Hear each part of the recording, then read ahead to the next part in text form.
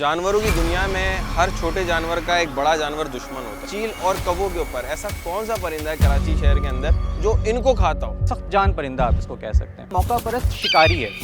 मेरे घोंसले में आके मेरे बच्चों को किसी ने नहीं मारना। कि इलेक्ट्रिक के बेशतर ब्रेकडाउन जो है वो इनके घोंसलों की वजह से हो रहे होते हैं। लोग जाते थे पार्क में बैठने के लिए, सुकून मिलेगा, कोयल की आवाज़ आएगी, बुलबुल की आवाज़ आएगी, एक चिप्स का पैकेट खोलेंगे, दो कौवे आके बैठ जाएंगे, काऊ काऊ काऊ। आप बोलेंगे मैं घर के रूम के अंदर ही अच्छा था।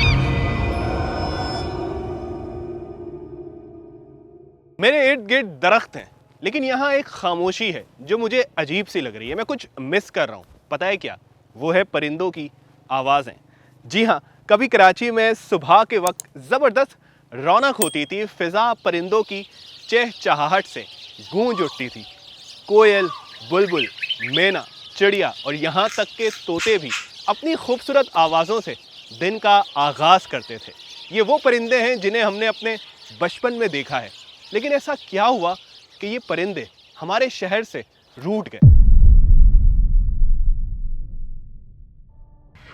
जानवरों की दुनिया में हर छोटे जानवर का एक बड़ा जानवर दुश्मन होता है। ये नेचर है। समंदर के अंदर भी यही होता है।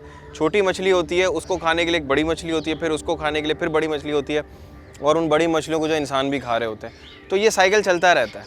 अगर ये साइकिल प्रॉपर चलता रहे तो ठीक है, मगर इनमें से अगर एक भी कोई भी एनिमल अगर मिस हो जाए, या तो छोटी मछली मिस हो जाए या बड़ी मछली मिस हो जाए, उसका इम्पैक्ट पूरे समंदर पे आएगा और हर किसी को आएगा। इसी तरीके से इन आसमानों के ऊपर जो अभी हमें चीलें एक्सेस में दिख रही हैं, जो कौवे एक्सेस में दिख रहे हैं, यही वजह है कि छोटे परिंदे यहाँ से जो है वो ख़त्म हो गए। इनको कोई भी नहीं खाता, कोई दूसरा परिंदा नहीं खाता। बिल्ली आसमान पे जाके, इवन बिल्ली भी इनका शिकार नहीं करती है। अगर ये नीचे भी बैठे हो, बराबर में बिल्ली हो, मजाल है बिल्ली की वो किसी चील के ऊपर अटैक कर दे, नहीं।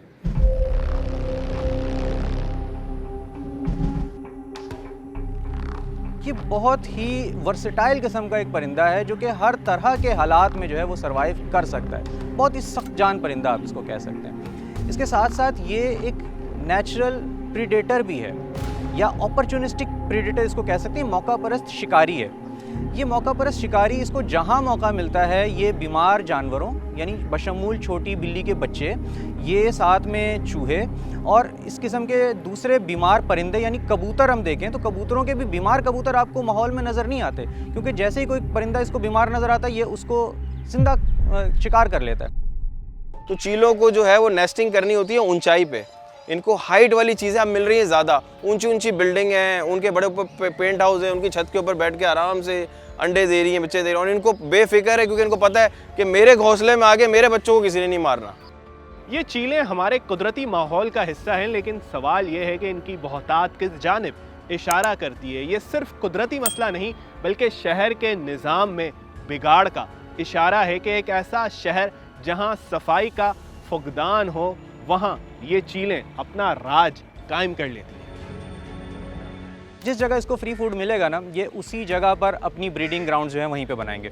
तो हम देखते हैं कि ये फ्लैटों की बालकोनियों के अंदर भी ब्रीड कर रहे हैं, ये खंभों के ऊपर, तारों के ऊपर, ये हर जगह जो है ब्रीड कर रहे होते हैं। और खंभों पे इसका बड़ा नुकसान ये है कि ओपन वायर्स में ये मेटल की वायर से भी अपने नेस्ट बना रहे होते हैं, जिसकी वजह से कि इलेक्ट्रिक के बेशतर ब्रेकडाउन जो है वो इनके घोंसलों की वजह से हो रहे होते हैं। जो हम नजरानों के नाम पे, सदकों के नाम पे, जो उनको, वो सबका अपना अपना अकीदा है जो करना है, लेकिन इसका इम्पैक्ट ये पड़ रहा है इनको खाना बहुत ज़्यादा मिल रहा है।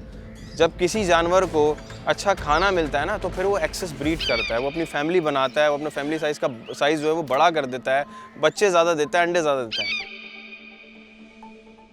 इन चीलों के पंजों के अंदर बहुत ज़्यादा ग्रिप होती है, बहुत स्ट्रांगली ग्रिप कर सकती है। इनकी जो बीक है बहुत ज़्यादा पॉइंटेड और बहुत ज़्यादा शार्प होती है, जो कि बनी ही इसलिए कि उसने गोश्त नोचना है, जो कि आपको इंजरी दे सकते हैं। इनके पंजों से टेटनस टॉक्साइड हो सकता है।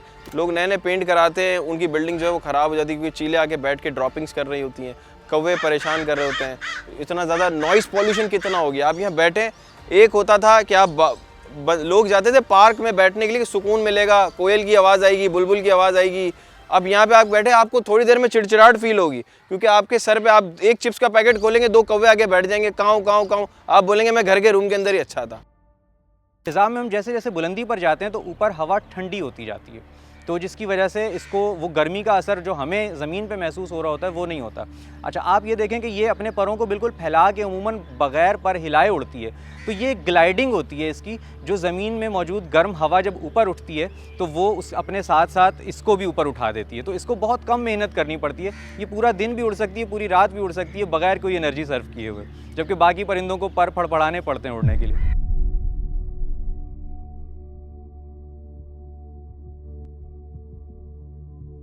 सिविल एविएशन के एदाद-ओ-शुमार के मुताबिक गुज़िश्ता 5 सालों के दौरान तैयारे से परिंदे टकराने के 800 से ज़्यादा वाक़यात रिकॉर्ड हुए हैं, जो ज़्यादातर कराची और लाहौर एयरपोर्ट पर देखे गए हैं। ये हादसा ज़्यादातर तैयारे के लैंडिंग और टेक ऑफ के दौरान पेश आए हैं, जो ना सिर्फ परवाज़ों की हिफाजत के लिए चैलेंज है बल्कि हवाबाजी की सनत को माली नुकसानात से भी दो चार करते हैं। इनका जो कॉलोनी सिस्टम है ना, इनका कम्युनिकेशन सिस्टम वो बहुत ज़बरदस्त है। आप देखें इनके अंदर इतनी यूनिटी है कि ये स्पेशली चील और कौवों की मैं बात कर रहा हूँ, आप एक चील को खाना दें, विद इन अ मिनट आपके सर के ऊपर 100 चीलें आ जाएंगी।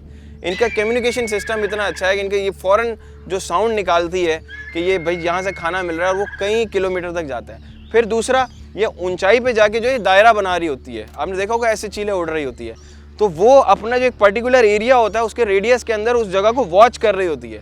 जहाँ पर भी उसको दिखता है कोई ऐसी एक्टिविटी हुई है, ये फ़ौरन डाइव लेती है, उस एरिया की तरफ जाती है और वहाँ से खाना खाती है। हमारे अतराफ़ में अगर हम देखें शहरी आबादियों के अंदर जहाँ कहीं इनका घोंसला होता है, ये वहाँ पर आप उसके करीब कई मीटर दूर तक जो है वो नहीं फटक सकते।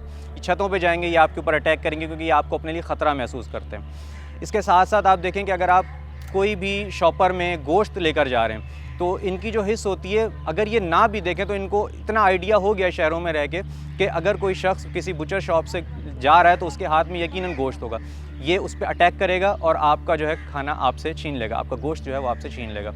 इसके अलावा अगर आप कोई और चीज़ खा रहे हैं और ये किसी ओपन जगह पर है तो ये वहाँ से भी आपका हाथ में से भी खाना जो है वो छीन के ले जा सकता है।